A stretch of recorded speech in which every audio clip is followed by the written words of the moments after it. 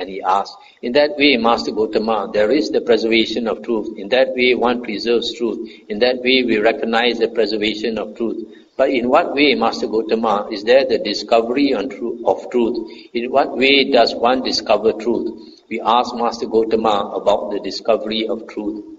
Here, Bharadvaja, a monk may be living in dependence on some village or town. Then a householder or a householder's son goes to him and investigates him in regard to three kinds of states. In regard to states based on greed, in regard to states based on hatred, and in regard to states based on delusion. Are there in this Venerable One any states based on greed, such that with his mind obsessed by those states, while not knowing he might say, I know, or while not seeing he might say, I see, or he might urge others to act in a way that would lead to their harm and suffering for a long time. As he investigates him, he comes to know there are no such states based on greed in this Venerable One. The bodily behavior and the verbal behavior of this Venerable One are not those of one affected by greed. And the Dhamma that this Venerable One teaches is profound, hard to see and hard to understand, peaceful and sublime, unattainable by mere reasoning, subtle to be experienced by the wise. This Dhamma cannot easily be taught by one affected by greed. When he has investigated him and has seen that he is purified from states based on greed, he next investigates him in regard to states based on hatred. Are there in this Venerable One any states based on hatred, such that with his mind obsessed by those states, etc., he might urge others to act in a way that would lead to their harm and suffering for a long time? As he investigates him, he comes to know there are no such states based on hate in this Venerable One. The bodily behavior and verbal behavior of this Venerable One are not those of one affected by hate. And the Dhamma that this Venerable One teaches is profound, etc., to be experienced by the wise. This Dhamma cannot easily be taught by one affected by hate. When he has investigated him and has seen that he is purified from states based on hate, he next investigates him in regard to states based on delusion. Are there in this Venerable One any states based on delusion, such that with his mind obsessed by these states, etc., he might urge others to act in a way that would lead to their harm and suffering for a long time? As he investigates him, he comes to know there are no such states based on delusion in this Venerable One. The bodily behavior and verbal behavior of this Venerable One are not those of one affected by delusion. The Dhamma that this Venerable One teaches is profound, etc., to be experienced by the wise. This Dhamma cannot easily be taught by one affected by delusion. So here, let's stop here for a moment. So here the Buddha says that lay person, when he comes to a monk, before he can have faith in the monk, he should investigate whether that monk has greed, hatred, or delusion or not. And these states, if he has, it is evident by his bodily behavior, verbal behavior, and mental. So the Buddha is saying, when you come to a teacher, you have to investigate him in these three aspects. When he has investigated him and has seen that he is purified from states based on delusion, then he places faith in him. Filled with faith, he visits him and pays respect to him. Having paid respect to him, he gives ear. When he gives ear, he hears the Dhamma. Having heard the Dhamma, he memorizes it and examines the meaning of the teachings he has memorized.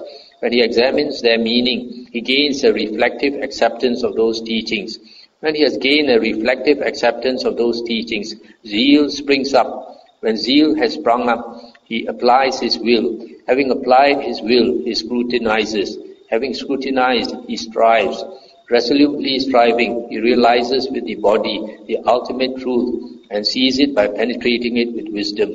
In this way, Bharadvaja, there is the discovery of truth. In this way, one discovers truth. In this way, we describe the discovery of truth. But as yet, there is no final arrival at truth. Stop here for a moment. So here, you see these steps. It's worthwhile to pay careful attention here. When a person comes to a prospective teacher, first he must investigate him, whether he has greed, hatred, and delusion. And when he sees that he has no greed, hatred and delusion, and he teaches a Dhamma that is profound, then he places faith in the teacher. And then having faith in the teacher, he should visit the teacher often. And when he visits the teacher, he should be respectful. When he is respectful, the teacher teaches him the Dhamma. Then he hears the Dhamma and memorizes the Dhamma. In those days, they had no books, so they had to memorize.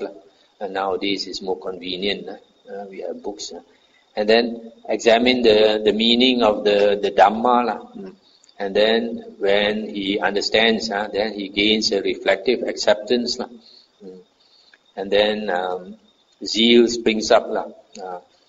And then after that, he starts to cultivate the holy path.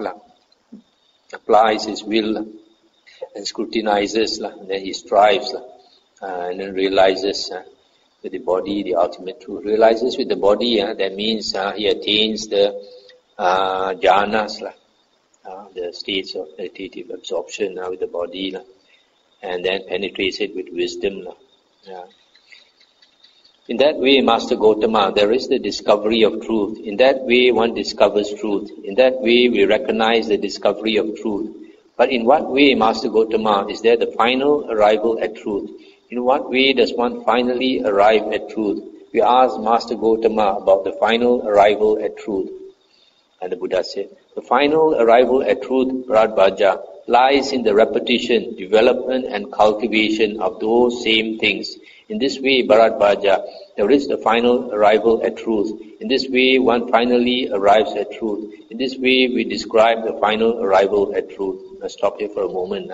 So here, having learned the Dhamma and cultivating the holy path, the Buddha said, you have to repeat, repetition, development, and cultivation of those same things. Then finally, you arrive at the truth.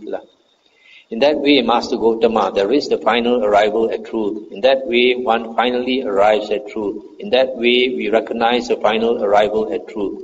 But what, Master Gautama, is most helpful for the final arrival at truth? We asked Master Gautama about the thing most helpful for the final arrival at truth. And the Buddha said, striving is the most helpful for the final arrival at truth, Bharadvaja. If one does not strive, one will not finally arrive at truth. But because one strives, one does finally arrive at truth. That is why striving is most helpful for the final arrival at truth. This striving can also be said to be energetic effort. Energetic effort, diligence is most helpful. But what, Master Gautama, is most helpful for striving? We asked Master Gautama about the thing most helpful for striving. Scrutiny is most helpful for striving, Bharadvaja. If one does not scrutinize, one will not strive. But because one scrutinizes, one strives. That is why scrutiny is most helpful for striving. But what, Master Gautama, is most helpful for scrutiny? We asked Master Gautama about the thing most helpful for scrutiny. Application of will is most helpful for scrutiny, Bharadvaja. If one does not apply one's will, one will not scrutinize. But because one applies one's will, one scrutinizes. That is why application of will is most helpful for scrutiny. But what, Master Gautama, is most helpful for application of will? We asked Master Gautama about the thing most helpful for application of will. Zeal is most helpful for application of will, Bharadvaja. If one does not arouse zeal, one will not apply one's will. But because one arouses zeal, one applies one's will. That is why zeal is most helpful for application of the will. But what, Master Gautama, is most helpful for zeal? We asked Master Gautama about the thing most helpful for zeal. A reflective acceptance of the teachings is most helpful for zeal, Bharadvaja. If one does not gain a reflective acceptance of the teachings, zeal will not spring up. But because one gains a reflective acceptance of the teachings, zeal springs up. That is why a reflective acceptance of the teachings is most helpful for zeal. Stop here for a moment. This one, in our Dhamma, reflective acceptance of the teachings means you learn the Dhamma, especially on the Four Noble Truths, and you understand. When you understand, then you get a reflective acceptance. And when this happens, you have attained right view. You've entered the stream. But what Master Gotama is most helpful for a reflective acceptance of the teachings? We ask Master Gotama about the thing most helpful for a reflective acceptance of the teachings. Examination of the teaching is most helpful for a reflective acceptance of the teachings, Bharadvaja. If one does not examine their meaning, one will not gain a reflective acceptance of the teachings. But because one examines their meaning, one gains a reflective acceptance of the teachings. That is why examination of the meaning is most helpful for a reflective acceptance of the teachings. But what Master Gotama is most helpful for examination of the meaning? We ask Master Gotama about the thing most helpful for examination of meaning. Memorizing the teachings is most helpful for examining the meaning, Bharadvaja. If one does not memorize a teaching, one will not examine its meaning. But because one memorizes a teaching, one examines its meaning. Stop here for a moment. This memorizing the teachings, I mentioned, it was because in the past they did not have books. So they had to repeat the Dhamma that they heard, especially like the suttas.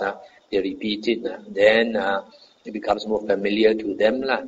Then from there they examine the meaning. But nowadays, memorizing the teachings, you can say, can be replaced by studying the suttas in the book form, the Nikayas. You keep reading the Nikayas again and again and again and again. It's just like memorizing the teachings. Or listening to the Dhamma talks, like these. Dhamma talks based on the suttas. I listen to them again and again and again and again. Then it slowly sinks in. That is equivalent to memorizing the teachings. But what Master Gotama is most helpful for memorizing the teachings? We ask Master Gotama about the thing most helpful for memorizing the teachings. Hearing the Dhamma is most helpful for memorizing the teachings, Bharadvaja. If one does not hear the Dhamma, one will not memorize the teachings. But because one hears the Dhamma, one memorizes the teachings. That's why hearing the Dhamma is most helpful for memorizing the teachings. But what Master Gotama is most helpful for hearing the Dhamma? We ask Master Gotama about the thing most helpful for hearing the Dhamma. Giving ear is most helpful for hearing the Dhamma, Bharadvaja. If one does not give ear, one will not hear the Dhamma. But because one gives ear, one hears the Dhamma. That is why giving ear is most helpful for hearing the Dhamma. Stop here for a moment. The willingness to learn the Dhamma, to hear the Dhamma, or to read the Dhamma, that is very important.